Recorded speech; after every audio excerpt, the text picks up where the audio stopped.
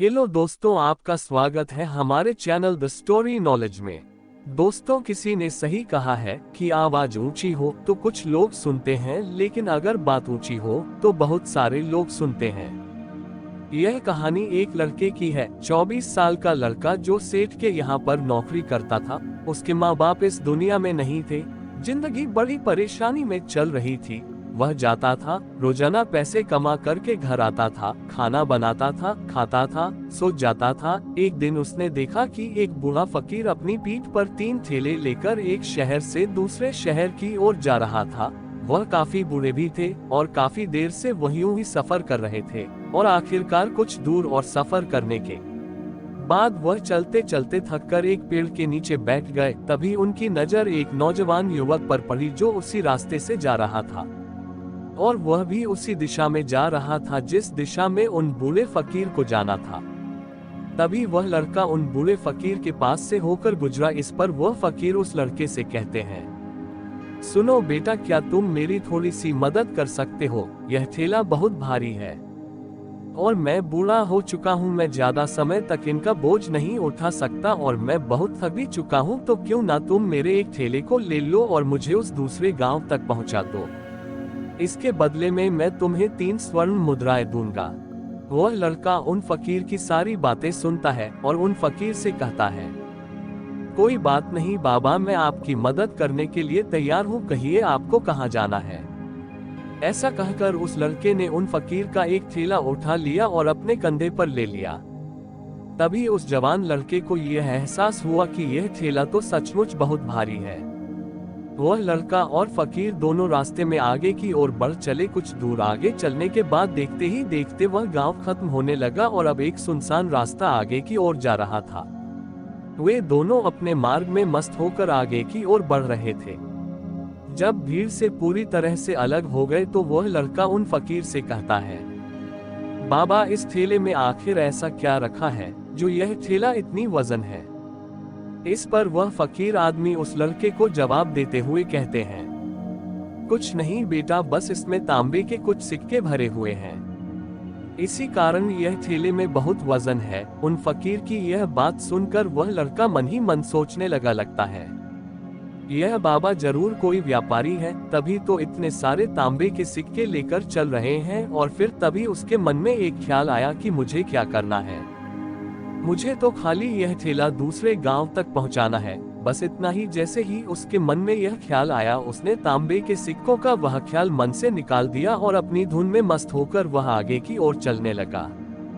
चलते चलते कुछ और समय बीता और वे दोनों एक नदी के किनारे जा पहुंचे। वो लड़का हट्टा कट्टा था और काफी चुस्त और तंदुरुस्त भी था, इसलिए वह बिना सोचे समझे उस नदी में उतर जाता है। किंतु वह फकीर अब भी किनारे पर ही खड़े थे। इस पर वह लड़का उन फकीर से कहता है, क्या हुआ बाबा, चलिए आइए, हमें यह नदी पार करनी होगी, तभी तो हम उस गांव तक पहुंच पाएंगे। इस पर वह फकीर उस लड़के से कहते हैं, मैं जानता हूं बेटा कि हमें यह नदी पार करनी ही होगी, लेकिन जैसा कि तुम जानते हो मैं अब बूढ़ा हो चुका हूं और 2-2 थैले लेकर मैं यह नदी पार नहीं कर सकता। कहीं मेरा पांव फिसल गया तो क्या होगा? क्या तुम मेरी एक और गठरी ले सकते हो? मैं तुम्हें इसके बदले भी 3 स्वर्ण मुद्राएं दूंगा। इस पर वह लड़का मुस्कुराते हुए उन फकीर से कहता है, बाबा, आप मुझे शर्मिंदा कर रहे हैं। यदि आप मुझे स्वर्ण मुद्राएं ना भी दे तो भी मैं आपका कार्य अवश्य करूंगा। मैं आपको उस दूसरे गांव तक जरूर पहुंचा दूंगा। इस पर वह फकीर मुस्कुराते हुए उस लड़के से कहते हैं, बेटा, तुम तो बड़े ही भले इंसान लगते हो। इतना कहकर उन्होंने वह दूसरी गठरी भी उस लड़के को थमा दी।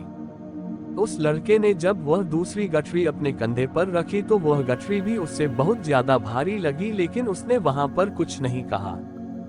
जैसे तैसे उन दोनों ने नदी पार की। नदी पार करने के बाद बातों बातों में ही उस लड़के ने उन फकीर से कहा, बाबा, आखिर इस दूसरी गठरी में क्या है? यह गठरी भी बहुत वजन है। इस पर वह फकीर उस लड़के को जवाब देते हुए कहते हैं, बेटा, इसमें चांदी के सिक्के हैं, इसी कारण यह गठरी भी बहुत वजन है। उन फकीर की यह सारी बातें सुनकर अब उस लड़के का दिमाग तेजी से काम करने लगा था। वह यह सोच रहा था कि एक थैले में तांबे के सिक्के हैं और दूसरी में चांदी के। ऐसा प्रतीत होता है मानो यह फकीर बाबा कहीं दूर से आ रहे हैं और उन्होंने अपनी सारी जमीन जायदाद बेचकर यह सारे सिक्के इकट्ठे किए हैं। तभी तो वह इतना धन लेकर चल रहे हैं। लेकिन वह लड़का उन फकीर से कुछ नहीं कहता और वे दोनों चुपचाप मार्ग में आगे की ओर बढ़ते चले जाते हैं। कुछ दूर आगे बढ़ने के बाद एक बार फिर एक सुनसान राह आती है। उस सुनसान रास्ते को देखते ही उस लड़के के मन में तरह तरह के विचार उत्पन्न होने लगे।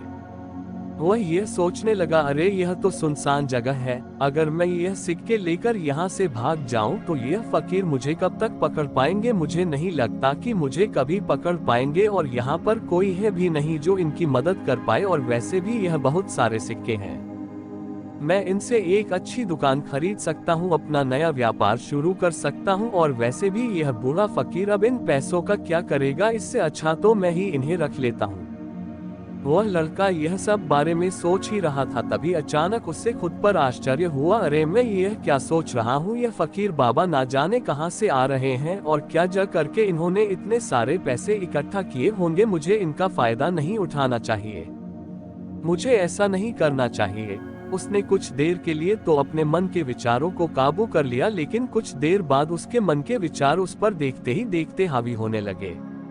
वह लड़का दो थैले लेकर उन फकीर के पीछे पीछे चल रहा था और कुछ दूर आगे चलने के बाद एक पहाड़ी आई। इस पर वो फकीर बाबा उस लड़के से कहते हैं, बेटा यह पहाड़ी मैं नहीं चढ़ पाऊंगा, मैं काफी बूढ़ा हो चुका हूँ और मेरे घुटनों में भी दर्द रहता है। यदि तुम मेरी तीसरी गठरी भी ले लो तो मैं तुम्हें 3 और स्वर्ण मुद्राएं दूंगा, लेकिन याद रखना इसे कहीं गिराना मत, कहीं यह गठरिया खुल ना जाए। इस पर वह लड़का उन फकीर से कहता है, क्यों बाबा, आखिर इसमें ऐसा क्या है। इस पर वह फकीर उस लड़के से कहते हैं, बेटा इसमें स्वर्ण मुद्राएं हैं। सुनकर वह लड़का मन ही मन बहुत प्रसन्न हुआ। उसने चुपचाप वह गठरी भी उन फकीर से ले ली और देखते ही देखते वे दोनों मार्ग में आगे की ओर बढ़ने लगे। अब वह फकीर बिना कोई वजन लिए हुए आराम से पहाड़ की चढ़ाई पर चढ़ रहे थे, किंतु वह नौजवान लड़का जो पीछे था वह वजन के कारण बहुत धीरे धीरे चल पा रहा था। लेकिन जब से उसने सोने का नाम सुना था उसका मन तो छलांग मार रहा था। वह मन ही मन सोच रहा था, अगर मुझे यह सारा धन मिल जाए तो मेरा पूरा जीवन तो आराम से कट जाएगा। वैसे भी यह बाबा तो बूढ़े हो चुके हैं, भला इन्हें इतने पैसों की क्या जरूरत है, इनका जीवन तो वैसे भी कट चुका है। मैं एक काम करता हूँ, यह सारे पैसे लेकर यहाँ से भाग जाता हूँ। लड़के के मन में अनगिनत विचार उठ रहे थे। लड़के का मन अब उसकी बुद्धि पर पूरी तरह से हावी हो चुका था और उस लड़के का मन अपनी बात को सही साबित करने के लिए उससे कुछ भी कह रहा था। और तभी उस लड़के के मन में एक और विचार उत्पन्न हुआ और अब की बार वह लड़का यह सोच रहा था, लगता है यह फकीर बाबा कोई चोर है, वरना इनके पास इतनी सारे स्वर्ण मुद्राएं कहां से आएंगे। अगर यह कोई व्यापारी होते तो भला यह इस तरह से पैदल यात्रा तो नहीं करते, और अगर इनके पास इतने सारे पैसे थे तो यह कोई ना कोई साधन भी तो अवश्य कर सकते थे। लगता है यह कोई चोर है और चोर से चोरी करने में भला क्या बुराई है।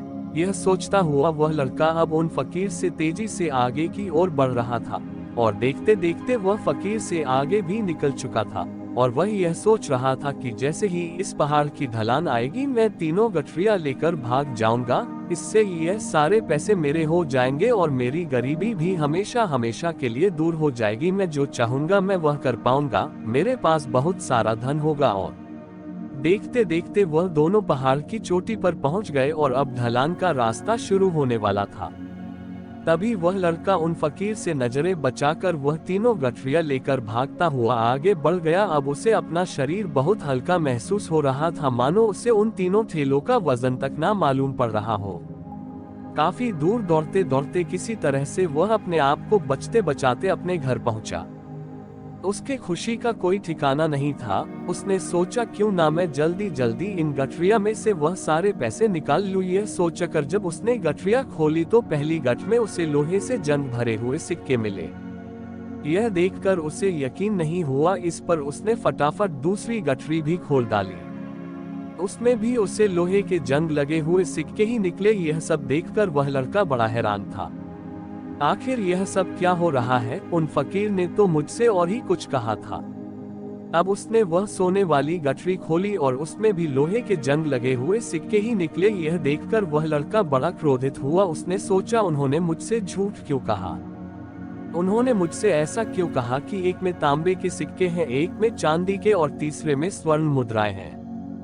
वह यह सब सोच ही रहा था कि तभी उसकी नजर उस थैले में पड़े एक पत्र पर पड़ी। उसने वह पत्र उठाया और उस पत्र में लिखा था, यह पूरा नाटक ईमानदार व्यक्ति की खोज करने के लिए रचा गया है और मैं इस राज्य का राजा हूँ। मेरी कोई संतान नहीं और इसीलिए मैंने यह षड्यंत्र रचा है ताकि मैं अपने राज्य में किसी एक ऐसे ईमानदार व्यक्ति की खोज कर सकूं जो मेरे बाद इस राज्य का राजा बन सके और इस राज्य भार को संभाल सके। और इस राज्य का भार वही संभाल सकता है जो पूरी तरह से ईमानदार हो, जिसके मन में किसी प्रकार का कोई लालच ना हो। इतना पढ़ते ही वह लड़का जोर जोर से चिल्लाने लगा। वह सर पकड़कर बैठ गया। वह यह जानता था कि यदि वह अपने मन के विचारों पर काबू कर लेता तो उसका जीवन संवर सकता है, लेकिन वह अपने मन के विचारों पर काबू नहीं कर पाया।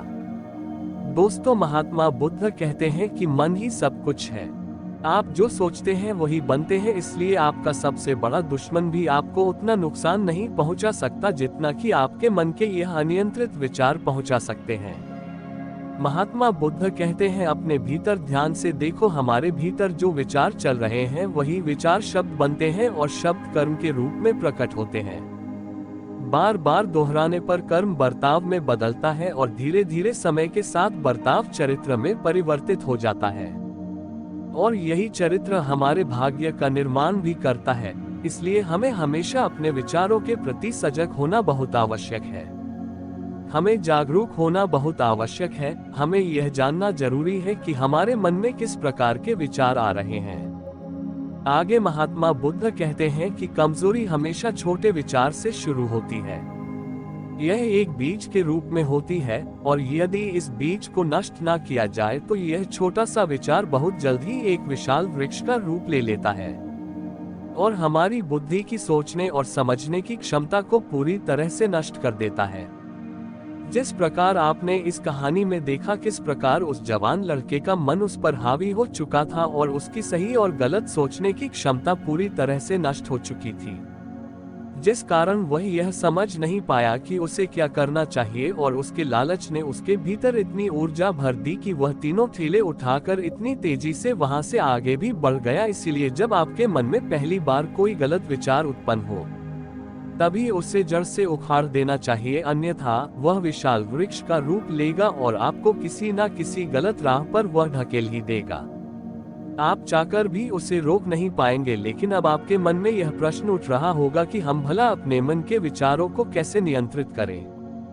हमारा मन तो इतना चंचल है, वह इतना शक्तिशाली है कि वह हम पर हावी हो ही जाता है। हम चाहकर भी उस पर नियंत्रण नहीं कर पाते। इसका जवाब में महात्मा बुद्ध हमें दो बातें समझाते हैं। पहली बात, सही इरादा विकसित करो। कई बार आपने देखा होगा कि आपके मन में कुछ और होता है किंतु आप कहते कुछ और है, क्योंकि आपके मन के भीतर जो कुछ बसा है वही आपके मुख से बाहर भी निकल रहा है। लेकिन जब हमसे वह गलती हो जाती है तो उसके बाद हमारा मस्तिष्क अच्छी तरह से काम करना शुरू कर देता है। हमारे सोचने और समझने की क्षमता एक बार फिर से जागृत हो जाती है और ऐसी अवस्था में हमें यह एहसास होता है कि हमसे गलती हो गई है और फिर हमारा मन दुखी हो जाता है, हमारा मन अफसोस से भर जाता है। और इस भारीपन और दुख से बचने के लिए महात्मा बुद्ध हमें सही इरादा विकसित करने के लिए कहते हैं। इसके लिए जब भी आप कोई कार्य करने जा रहे हो तो सबसे पहले आपको यह खुद से पूछना चाहिए कि जो कुछ भी मैं करने जा रहा हूँ इसके पीछे मेरा इरादा क्या है। क्या मैं दूसरों को दुख पहुँचाना चाहता हूँ या दूसरों को नीचा दिखाने जा रहा हूँ या मुझे खुद को ऊपर उठाना है। खुद से सवाल कीजिए, खुद को जागृत कीजिए। जब आप इरादों के प्रति सचेत होने लगेंगे, जब आप विचारों के प्रति सजग होने लगेंगे, तभी आपके भीतर सकारात्मक ऊर्जा का प्रवाह होगा। तभी आप सकारात्मक इरादों से जुड़ने लगेंगे और आपके मन के भीतर बसी हुई वह नकारात्मक ऊर्जा और नकारात्मक इरादे दिन ब दिन कम होने लगेंगे। परंतु याद रहे, आपको यह हर रोज करना होगा और आपको यह हमेशा ध्यान रखना होगा कि आपको केवल अच्छा सोचना है, आपके इरादे हमेशा अच्छे होने चाहिए, तभी आप दुख और तकलीफों से बच सकते हैं, अन्यथा आप इसी तरह से दुख और तकलीफों में घिरे ही रहेंगे और आप कभी इससे निकल नहीं पाएंगे। दूसरी बात, मन के प्रति सजगता विकसित करो, जिससे आपका मन देखते देखते शांत होगा और आपके मन के भीतर बसी हुई वह नकारात्मक ऊर्जा, नकारात्मक विचार खत्म होने लगेंगे और आप शांति की ओर आगे बढ़ेंगे। और आपको इसके लिए बस इतना ही करना है कि इस पल में जो कुछ भी हो रहा है, आपकी आंखों के सामने, आपके भीतर जो कुछ भी जैसा भी चल रहा है, बस उसे देखते रहना है। अपने मन के अच्छे बुरे विचार, अपनी भावनाएं और अपनी यादों पर बिना प्रतिक्रिया दिए उन्हें केवल देखते रहना है, जिससे आपके मन के सारे विचार देखते ही देखते खत्म होने लगेंगे। आपका मन खाली होने लगेगा और आप नकारात्मक विचारों से, ना सोच से बच सकते हैं और आप इन दुख और तकलीफों से भी दूर रह सकते हैं। इसलिए महात्मा बुद्ध कहते हैं, जो स्वयं को देखता है वही सबसे बड़ा तपस्वी है, अर्थात जो अपने मन में चल रहे उन विचारों को बिना प्रतिक्रिया दिए हुए केवल देखता है और उन पर कोई भी प्रतिक्रिया नहीं करता, बस उन्हें देखता और समझता है। वास्तविकता में वही मन पर नियंत्रण भी कर सकता है और वही अपना जीवन सुखी और खुशहाली तौर पर जी सकता है। इसलिए यदि आप भी अपने जीवन को सुखी और खुशहाल बनाना चाहते हैं तो आपको सबसे पहले अपने मन पर नियंत्रण साधना ही होगा, अपने मन को खाली करना ही होगा, अपने मन के विचारों के प्रति आपको सजग होना ही होगा। तो दोस्तों, हमने इस वीडियो में जाना है कि हम किस प्रकार अपने विचारों पर नियंत्रण पा सकते हैं। हमारा लक्ष्य है कि आप हमारे वीडियोस से हर दिन कुछ न कुछ सीखें और इससे अपने जीवन को बेहतर बनाएं। आपको वीडियो कैसा लगा कमेंट करें, इस वीडियो को लाइक करें और हमारे चैनल को सब्सक्राइब करें और इसे अपने दोस्तों के साथ शेयर करना न भूलें। मिलते हैं अगले वीडियो में। धन्यवाद।